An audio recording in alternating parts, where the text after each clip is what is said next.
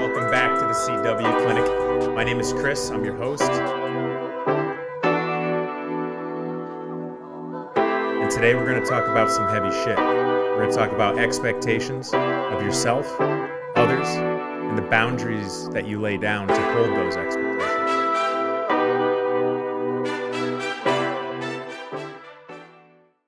She a rebound, no 3, robbing. She look better 2, when she topless. Don't 1. be mad, I'm being honest. Yo, what's going on, guys? Welcome back to the CW Clinic. My name is Chris. I'm your host. And today we're going to talk about some heavy shit. We're going to talk about expectations of yourself, others, and the boundaries that you lay down to hold those expectations. But before we get into the heaviness, I want to do a special shout out to each and every one of you listening. I'm overwhelmed with gratitude on the feedback that we're getting on this show. And I say we because it's a team, and there's a huge team now with this show. Downtime, thank you. Thank you. You guys are killing it. Thank you. Thank you. The amount of feedback that I've been getting lately, not only written on the internet, but also phone calls, text messages, DMs. It's at least once a day for probably the past month, if not multiple times a day. So guys, everyone, all of you that are doing that, all of you that are texting me and calling me and emailing me, and I'm sharing it with the team, but I'm thanking you, and thank you guys, and keep it coming, because we're trying to grow, and we are, and it means a lot.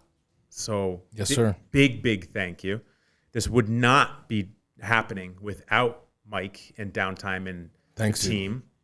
And there's plenty. There's Renee. There's Gino. There's Tony. There's Paola. Mateo. There's you. Me, Jakey. And I'm just the guy with the microphone and a camera. You have a new camera that's do. moving. Yeah, shout out Angie Yeah. for the glider. What up, Ange? But on a serious note, I want to talk about, this is going to be a short and sweet one, okay? We're going to talk about some stuff that's keeping a lot of people where they are in life and not allowing you to move forward. And coming from someone who had this problem, I had to learn for myself how to work through these things. And I learned by questioning people that did much better in these circumstances than I. And there was some commonalities that I found. And what a lot of people don't realize is we have expectations of others. And when we have expectations of others, we're constantly going to be disappointed in others. But what we don't realize is when it comes to expectations, because we don't even realize that we have them, is we have to start with having expectations of ourselves before we can have expectations of others that are known about. Meaning, I have to have expectations of me, Mike, before I can come to you with an expectation. Right. Most people don't realize they have expectations of others or situations. And that's why they're constantly disappointed in people and situations. So what I'm talking about here is, in the first step to an expectation is understanding our expectations of ourselves. So, using me as an example, I have set expectations on myself. I have expectations of what I do in the morning. I have expectations of how I work with humans in my life, clients, students, customers, family, friends. My expectations are myself to always be the bigger human, no matter what, and understand that me, Chris Warnes, is just a blip on the radar in the universe, and it has nothing to do with me, and it has everything to do with everybody else. And that is the expectation I set on myself so I can be empathetic and understanding enough to, when I deal with people, to see their perspective and understand it and be able to work with them on it. It's what I do. It's my expectations of myself. I have expectations to complete my morning routine before I talk to other humans. I have expectations of myself to walk my dog on a daily basis. I have expectations of myself to stay in great shape, physically, spiritually, mentally, psychologically. I have expectations to continue to grow, to continue to get better on a daily basis, even if it's just on my hands and knees and fingers are bleeding and it's 1 inch a day.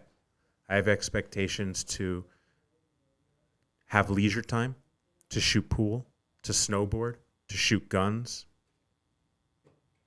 I have expectations of myself in every department of my life, which I want you guys, everyone listening, to have expectations of yourself. For instance, a few shows ago, we went over your goals for the year.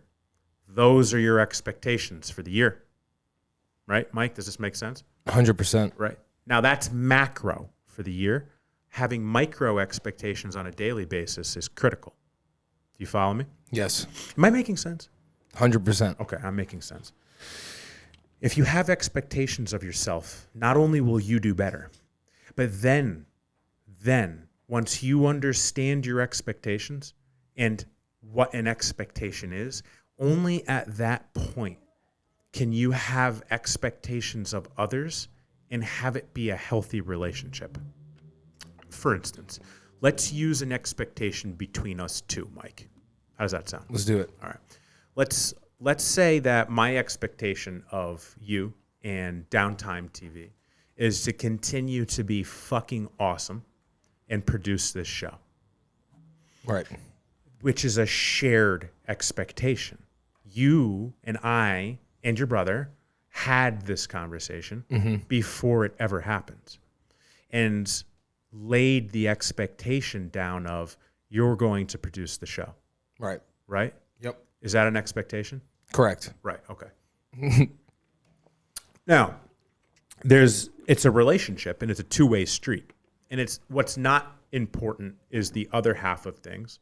But what is important is to understand that we have a clear expectation of each other and it's understood, which we hold each other accountable to it, right? Right. Okay. So in life, let's say we have an expectation of our brother in the room next door to be quiet while you're doing your reading time. What we do is we realize that we have this thought and we want to communicate it to your brother. What's this imaginary brother's name? Little John?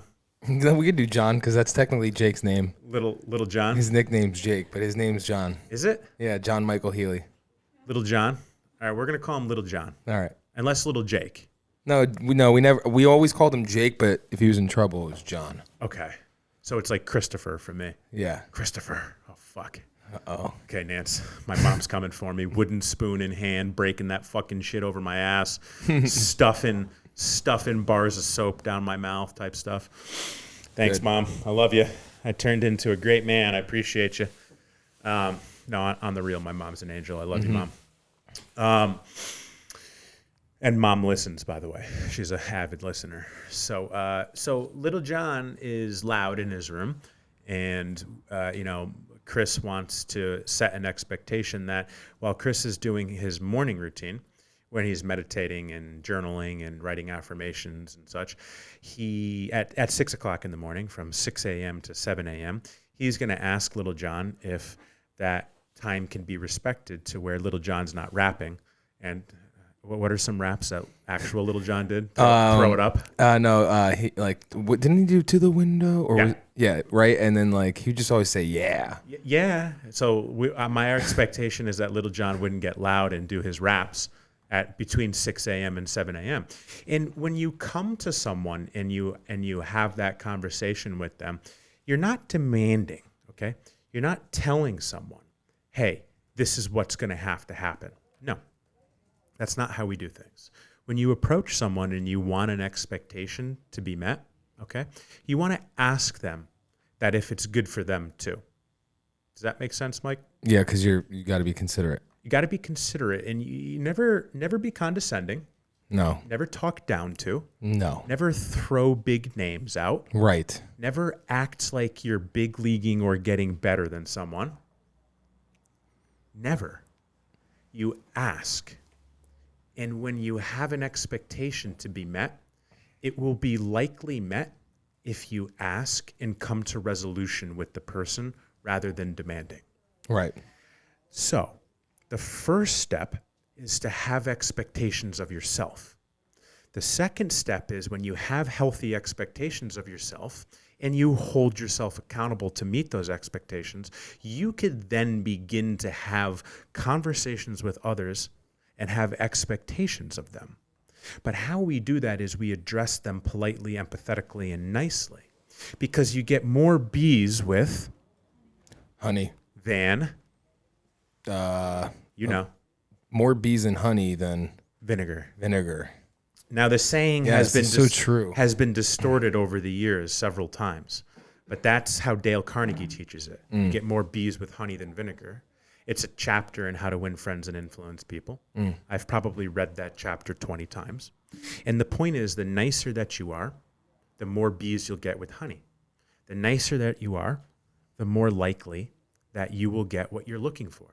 And when that and then let's use this situation where little Johnny says, okay, Yeah. I can respect that. You would say it like that too. Okay, I can respect that. And now all of a sudden there's an expectation that both parties are understanding of. That is an expectation. What is not an expectation that's healthy is for me to expect you, Mike, to produce the show, put the show on my YouTube, post it on my Instagram, post it on my LinkedIn, post it on my Facebook, fucking send it to 100 of your friends every week. Why is that an unhealthy expectation? Yeah, I mean, because you're just relying too much. And we didn't discuss it. Yeah, we didn't talk about that. We didn't. Yeah. I wasn't like, Yeah. hey, listen, Mike, you're going to do this, and this for me. If I did have that conversation with you, it would be an expectation. Right. But if I expected you to do that and you didn't do that, why would I get disappointed? Right. Why do people get disappointed? Why? Because you have expectations of situations. You have expectations of people. And if those expectations aren't being met, you're going to get disappointed. Right. Mike, I don't expect you to do those things because I never asked you to do them, nor would I ask you to do them. Right? Right. Maybe if I was like in the hospital, and I was like, yo, Mike, can you help me? Yeah. You know what I mean? Yeah. But I know you would do it. I also know you're a busy man, and that sort of thing I can handle. Right. But the point is, we don't have those expectations. Once you have healthy expectations of yourself, you can have expectations of others, and you address them in a professional, polite, empathetic, caring, I'm the bigger human manner. Right. And the likelihood of you getting those expectations to be held are much higher because they'll probably agree or you'll work something up. Yep. Okay. Am I clear on the expectations aspect of things? Am I missing anything? No, I think that's pretty good right there. It's pretty good? Yeah. Okay. So the key, after we have the expectations of ourselves and we hold ourselves accountable, we have expectations of others, we have to learn to hold them accountable. And Mike, do you know what that's called? Holding other people accountable? In this situation, yeah? Starts with a B.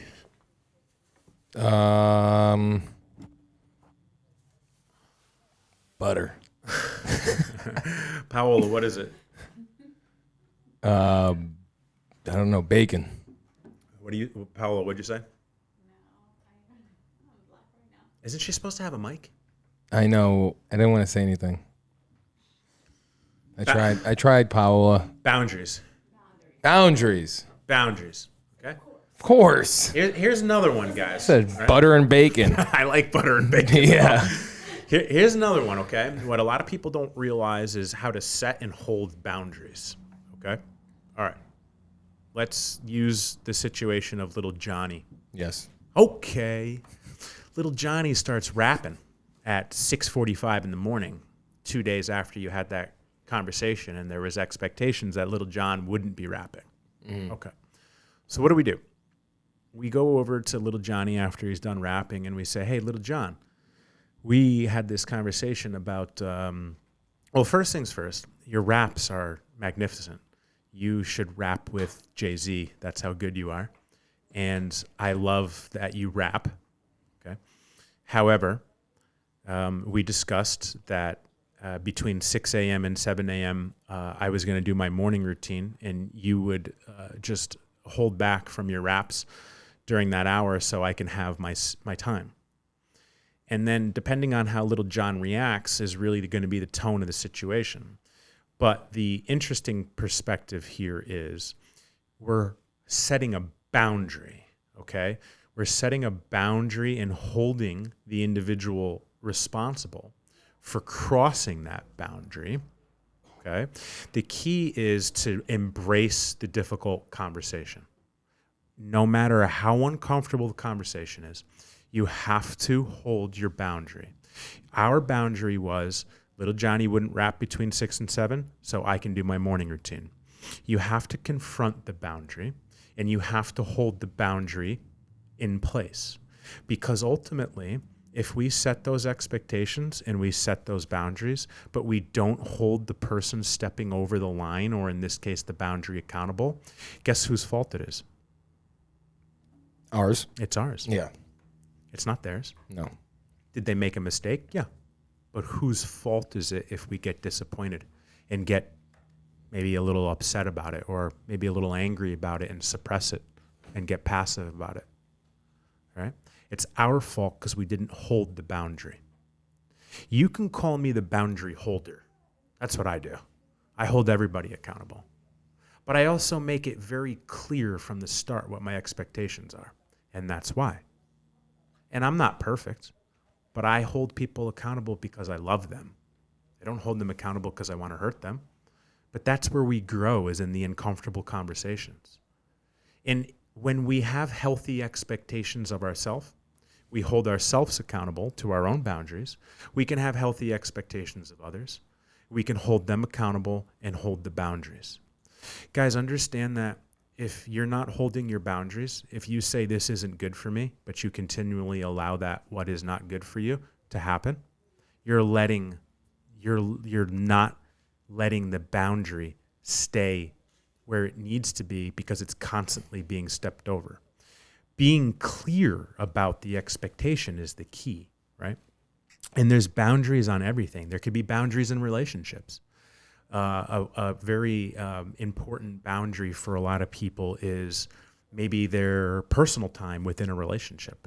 I don't know about you, Mike, but have you ever seen like the couples that they just kind of like morph into each other and they're always with each other? Yeah, and they like wear the same outfits. Yeah, wear the same outfits. They can finish each other's sentences. Like, that's Yeah. cool. How long is that going to last before you hate each other?